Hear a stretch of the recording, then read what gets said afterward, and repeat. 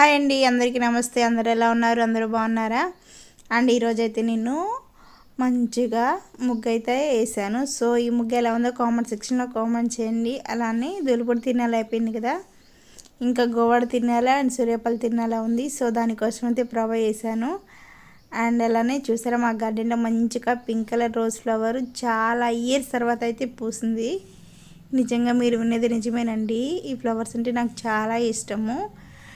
ఒక 6 to 7 years తర్వాత అయితే పూసిందని చెప్పొచ్చు. ఈ మొక్క ఎప్పటి నుంచో నేను తీసుకొచ్చి పెట్టాను, ఎప్పటి నుంచో పొయ్యట్లేదు. దానికి రీజన్ నేనైతే నెక్స్ట్ వీడియోలో చెప్తాను.